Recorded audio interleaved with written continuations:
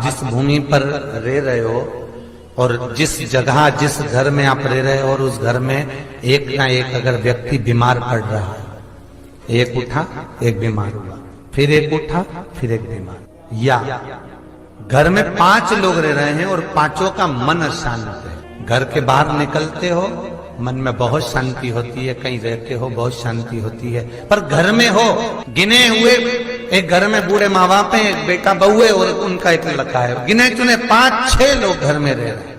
पहले जैसा तो कुटुंब भी नहीं है साहब कि 8-8, 10-10 लोगों का परिवार होता था, 15-15, 20-20 लोग, इतने कम लोग घर में रह रहे हैं। उसके बाद भी यदि आपके यहाँ अशांति है, उसके बाद भी आपके यहाँ यदि कोई ना कोई बीमार पड़ रहा है, कुछ ना कुछ कष्ट है, 1 रुपया कमाया 1.25 रुपया खर्च हो रहे हैं, पैसा नहीं जुड़ रहा है, कुछ ना कुछ घर में मचा हुआ है, तो कुछ ना करिए, बस केवल एक कर्म करिए कि बेलपत्री का जो मध्य भाग होता है, इस बेलपत्री की पत्ती पर केवल एक लाल चंदन आता है बाजार में, कुंकू नहीं, रोली नहीं, लाल चंदन, उस लाल चंदन से केवल श्री का संबोधन लिखना है आपको, केवल श्री, और इन 2 पत्तियों पर अम का संबोधन लिखना है। अम का संबोधन से मतलब है केवल एक एक बिंदी रखना है आपको, मात्र जैसे सिर पे बिंदी लगाते हो बस एक एक बिंदी उस लाल चंदन की रख, और 108 बेलपत्र तैयार कर कर उसकी मोली से या कच्चे सूत से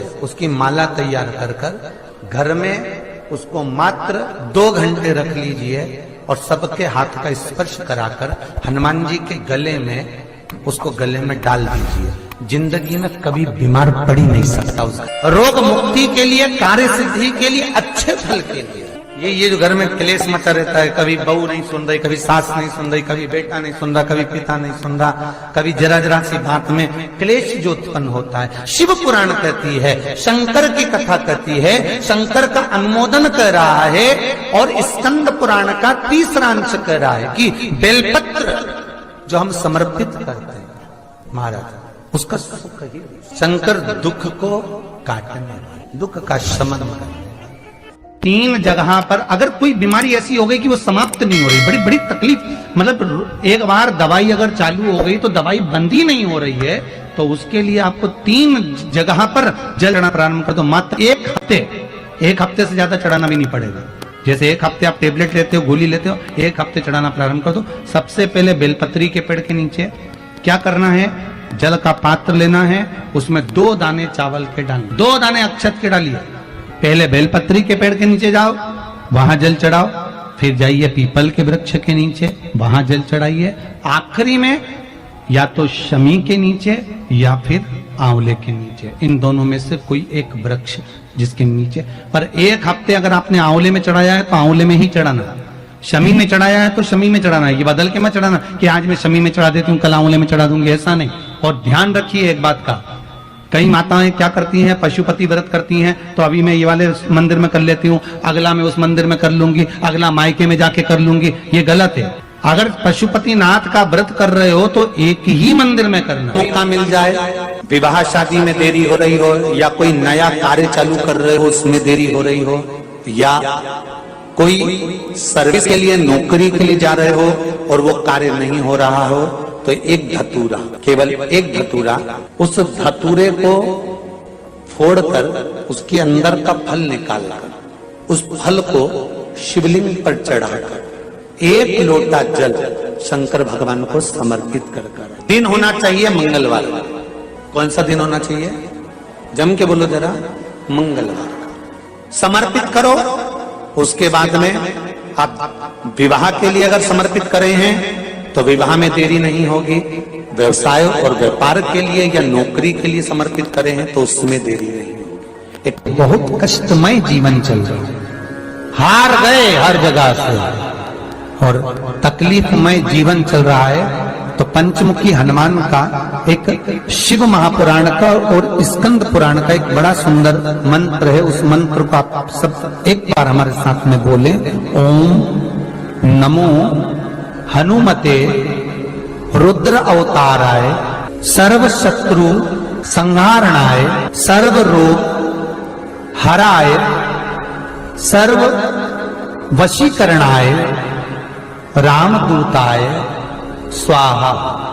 बस इस मंत्र को हाथ में काली तिल लेकर, एक जौ लेकर और गूगल लेकर, थोड़ा सा इसमें गाय का घी डालकर, कंडे को या अग्नि को जलाकर इस मंत्र का 11 बार 21 बार जाप कर कर अपनी कामना कर कर छोड़ दीजिए।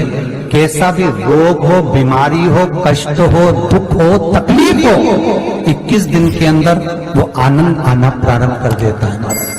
इस मंत्र, स्कंद पुराण का, शिव महापुराण का यह मंत्र मूल पंचमुखी हनुमान में हमारे परिवार को जोड़ कर रखती है। जिसका परिवार टूट रहा हो, समझ लेना उसके यहाँ खेव निधि की कमी है। खेव निधि जोड़ने के लिए क्या करा जाता है, उसका केवल एक ही क्रम है, खेव निधि को जोड़ने के लिए। महीने भर में एक, पूरे महीने में एक कच्चा सूत, जानते हो कच्चा सूत, कच्चे सूत की बाती बनाइए। काई की बाती बनाओ? कच्चे सूत की बाती बनाकर 108 बाती का निर्माण कर कर खेव निधि के भाव से श्री हनुमान जी के मंदिर में लगा दीजिए। आपके बहू बेटने में अगर लड़ाई है, सास बहू में लड़ाई है, भाई भाई में लड़ाई है, कहीं संबंध विच्छेद हो रहे हैं, किसी का तलाक जैसा हो रहा है, तो वो वापस जुड़ने की कतार पर आ जाता है। जोड़ने का जो प्रयास करें। सब्सक्राइब करें हमारे चैनल प्रदीप मिश्रा के उपाय को, बेल आइकन दबाएं ताकि आप अपडेटेड रहें हमारी हर एक वीडियो से। कई लोग तो ऐसे हैं, उनका आज तक हनुमान चालीसा पढ़ना नहीं है, आज तक कोई चालीसा, चाहे गायत्री चालीसा हो, लक्ष्मी चालीसा हो, शिव चालीसा हो, पढ़ना ही नहीं आती। बस बैठ गए भगवान के सामने और पढ़ लिया आसन लगा के। नहीं नहीं नहीं, चालीसा पढ़ने का भी एक नियम है। अगर कोई लक्ष्य लेकर पढ़ रहे हो तो उसका एक नियम है। पूरी जिंदगी पढ़ते रहोगे तो भगवान की प्राप्ति नहीं है, पर लक्ष्य लेकर अगर पढ़ा है आसन से, जिस भगवान की चालीसा पढ़ रहे हो उसकी मूर्ति या उसका फोटो आपके सामने होना चाहिए। एक घी का दिया, अगर हनुमान चालीसा पढ़ रहे हो तो या तो घी का दिया जलाओ, वो भी गाय के घी का हो, भैंस के घी का मत जलाना। हनुमान जी कभी प्रकट नहीं होंगे भैंस के घी से। घी का दिया लगाइए। अगर चालीसा का